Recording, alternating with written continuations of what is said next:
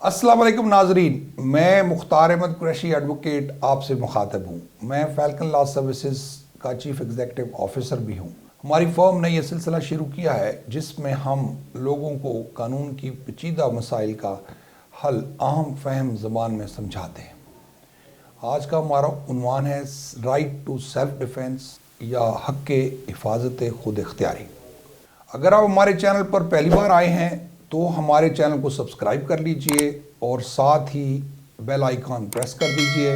ताकि हमारे चैनल पर आने वाली हर नई वीडियो आपको बर वक्त मिलती रहे।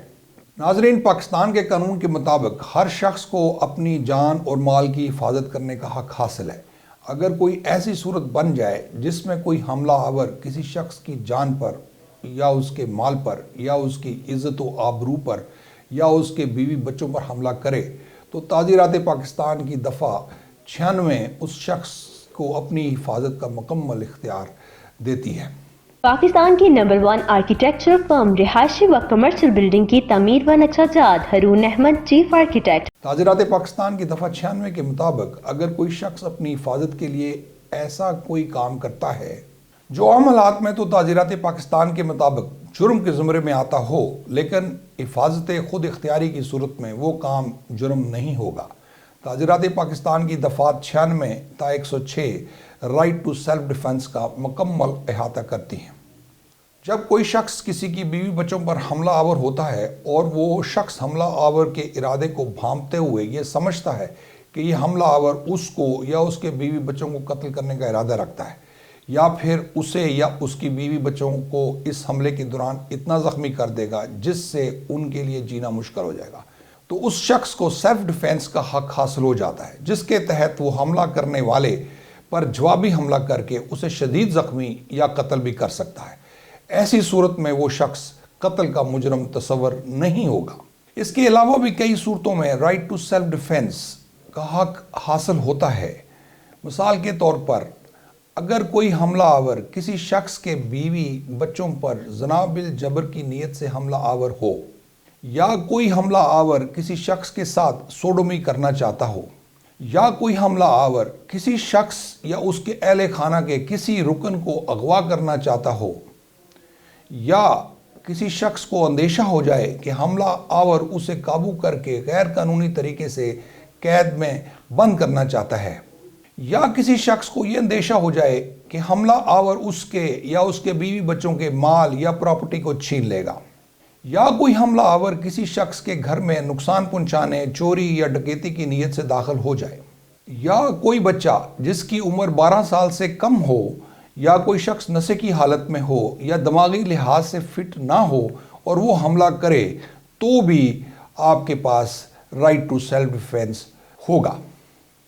और इसके अलावा अगर किसी शख्स को किसी हजूम ने घेर लिया हो और वो हजूम पूरी कुव्वत के साथ उस शख्स पर हमला आवर हो और पथराव या लाठी चार्ज से उस शख्स की जान लेना चाहता हो तो तब भी उस शख्स के पास राइट टू सेल्फ डिफेंस मौजूद होता है। पाकिस्तान की नंबर 1 आर्किटेक्चर फर्म रिहायशी व कमर्शियल बिल्डिंग की तमीर व नक्शाजात हारून अहमद चीफ आर्किटेक्ट। अब हम देखते हैं कि किन सूरतों में किसी शख्स का राइट टू सेल्फ डिफेंस ख़त्म हो जाता है।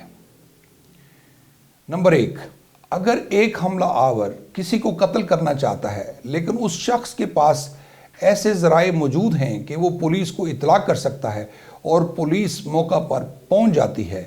तो उसका राइट टू सेल्फ डिफेंस ख़त्म हो जाता है। और इसी तरह अगर कोई हमला आवर किसी शख्स को कत्ल करना चाहता है लेकिन उसका पिस्तौल बंदूक इस कोशिश में ख़राब हो जाती है और हमला आवर अब उस शख्स की जान लेने के काबिल नहीं रहा तो भी उस शख्स के पास अब राइट टू सेल्फ डिफेंस नहीं रहा। जब कोई शख्स राइट टू सेल्फ डिफेंस को इस्तेमाल करता है तो उसको मंदरजा झैल बातों को अपने जहन में रखना इंतहाई ज़रूरी है। नंबर 1, अगर कोई हमला आवर किसी शख्स पर डंडे या लाठी से हमला आवर हो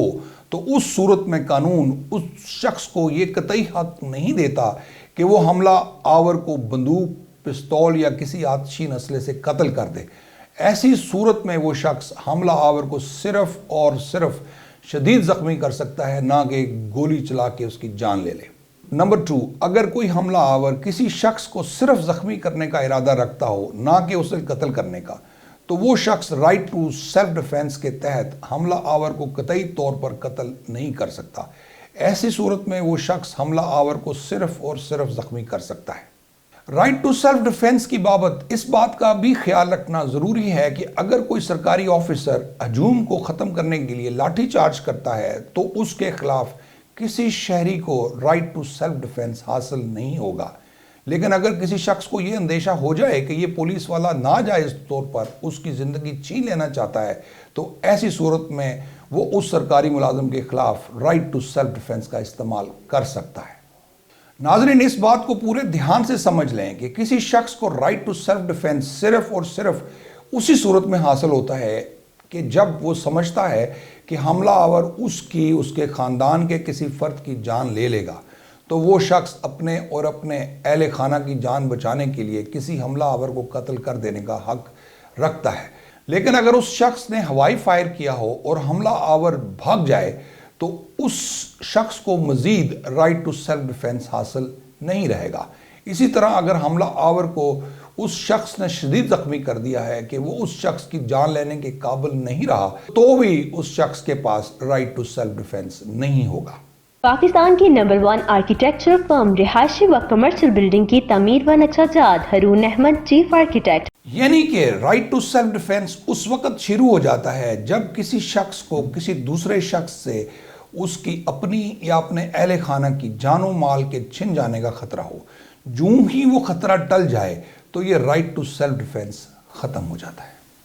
ناظرین، مجھے امید ہے کہ آج کا عنوان آپ کو مکمل طور پر سمجھ آ گیا ہوگا۔ اگر آپ کے ذہن میں کوئی سوال ابھریں تو آپ مجھے میرے نمبر پر 0321-438-4151 پر کسی وقت بھی کال کر سکتے ہیں اور مزید معلومات حاصل کر سکتے ہیں۔ اگر آپ کو آج کا لیکچر پسند آیا ہو تو اسے لائک کر لیجئے، چینل کو سبسکرائب کر لیجئے اور ساتھ ہی بیل آئیکن دبانا مت بھولیے کہ ہمارے چینل پر ہر آنے والی نئی ویڈیو آپ کو بر وقت ملتی رہے۔ آپ سب کا بہت بہت شکریہ۔